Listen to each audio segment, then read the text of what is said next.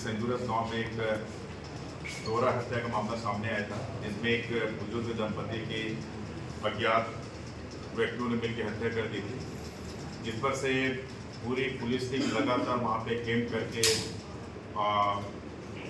जो भी साक्ष्य मिल रहे थे उस पर से आगे की कार्रवाई कर रहे थे। इस पर मुख्य बात ये थी कि घटना स्थल में हम लोगों ने FSL की टीम, फिंगरप्रिंट एक्सपर्ट की टीम, डॉग स्क्वाड, हमारा साइबर टीम, थाने की टीम और मौके पे स्वयं में एडिशनल SP, SDOP हम लोग सब मौके पे पहुंचे थे और इसकी लगातार हम लोग पतासाजी कर रहे थे। इसी में एक पोर्टल है CIR। इस पोर्टल का हम लोगों ने को बहुत ज़्यादा इसका एडवांटेज मिला इस पोर्टल से, और इस पोर्टल के माध्यम से ही इस अहम केस का सुराग हमारे हाथ लगा और उस सुराग पर से हमारी टीम ने आगे अपना काम चालू किया। इसमें प्रथम बात ये सामने है कि घटना से एक मोबाइल गया था और मोबाइल का सिम निकाल के उस मोबाइल का प्रयोग किया गया था और इसका लोकेशन पलगड़ा में एक जयसवाल ढाबा है, वहाँ पे आया। तो एक तुरंत हमने वहाँ पे एक टीम रवाना की और जब पलगड़ा टीम पहुँची तो वहाँ पे काम करने वाला देवचरण यादव मिला वहाँ पे मौके पे। उसको वहाँ से पुलिस अपने कब्जे लिया और उससे प्रारंभिक पूछताछ की गई। प्रारंभिक पूछताछ में उसने अपने साथी, जो कि सेंदूरस के पास के गाँव का है, पटरी पानी का, उसका नाम सामने आया। फिर दोनों को घटना के बारे में बारीकी से पूछताछ की गई तो उन्होंने घटना खारिज करना स्वीकार किया और भी हम लोगों के द्वारा लगातार उससे पूछताछ की जा रही थी और इसमें सामान की भी बरामदगी का हम लोगों ने प्रयास किया, जिसपे कि इन लोगों ने जो सामान सामने रखा हुआ है, एक ज्वेलरी शॉप है जयजयपुर में साहू का, वहाँ पे इन्होंने बेचा था। इसमें एक खास बात यह है कि जो मुक्ता में जो मर्डर हुआ था आज से 2024 में, उसका भी इन्हीं लोगों ने ही इस हत्या को अंजाम दिया था। क्योंकि इसमें जो एक आरोपी है उसका मुक्ता के पास के गांव में ससुराल है, उस गांव में उसका आना जाना था और उस गांव में भी, क्योंकि वो भी बुजुर्ग दंपति थे, पति पत्नी घर में रहते थे, इनके अलावा उनके और कोई भी वारिस नहीं थे। इसका उन्होंने मौके का फ़ायदा उठाया और वहाँ से भी उन्होंने दोनों की हत्या करके वहाँ से भी कुछ सामान लेके गए थे, जिसको कि इसने ही खरीदा था। ये जो है ये सोना है जो वहाँ से, सॉरी ये वाला, ये सोना वहाँ से किया था, जिसको इन्होंने गला के ऐसा कर दिया।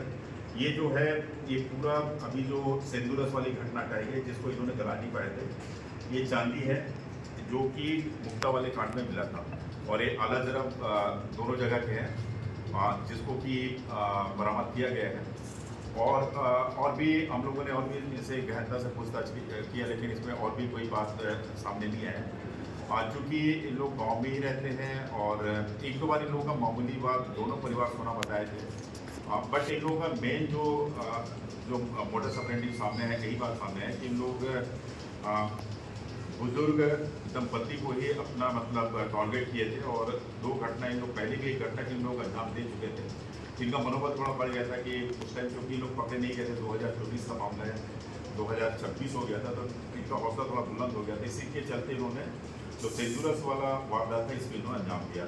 लेकिन पुलिस की तत्परता और सतर्कता से इतने बड़े मामला का आज निराकरण हो पाया है और इसमें निश्चित ही हमारे रेंज के जो पुलिस महानिरीक्षक हैं मिस्टर राम गोपाल गर्ग सर, उनका भी हम लोग को सतत मार्गदर्शन मिला कि घटना के बाद से लेकर लगातार वो मेरे से एडिशनल SP, SDOP, थाना प्रभारी, साइबर प्रभारी से लगातार वो चर्चा कर रहे थे और इतनी बड़ी मामला का खुलासा हुआ। तो निश्चित ही शक्ति पुलिस के लिए बहुत बड़ा अचीवमेंट है और इसके लिए हमारे रेंज के जो IG साहब हैं उन्होंने पूरी पुलिस टीम को नगद पुरस्कार देने की उन्होंने घोषणा की।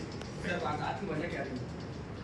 वारदात में बताया सिंपल वजह कि चूँकि लोग दोनों कुछ काम धाम करते नहीं हैं, ऐसी बस घूम फिर के अपना जीवन बसर कर। एक तो उसमें ढाबा में काम करता था, उसको हम लोग ने पलगड़ा ढाबा था, लेकिन दूसरा जो व्यक्ति है गाँव में रहता था, कुछ भी काम नहीं करता था सिवाय बस घूम घूम के दारू पीना और ऐसा कुछ भी, मतलब बनी मजदूरी तक कभी काम नहीं करता था। और उनके घर से इन्होंने जो सोना चांदी जो बेचा था उसी का पैसा 77,000 उसके घर से बरामद हुआ था। वो पूरा पैसा कि हमने रिकवरी किया और फिर क्या करने से जो सोना जो उनके पास भेजा था साहू जी के पास वो पूरा रिकवर हो गया एज इट इज़। पूरा वही चीज़ है जो उस दिन जो महिला पहनी हुई थी। आपने देखा होगा घटना स्थल में ये इसका टुकड़ा एक पड़ा था, बस पूरा टाइम पर सिर्फ एक टुकड़ा पड़ा था वहाँ पे, बाकी उन लोग लेके चल दिए थे।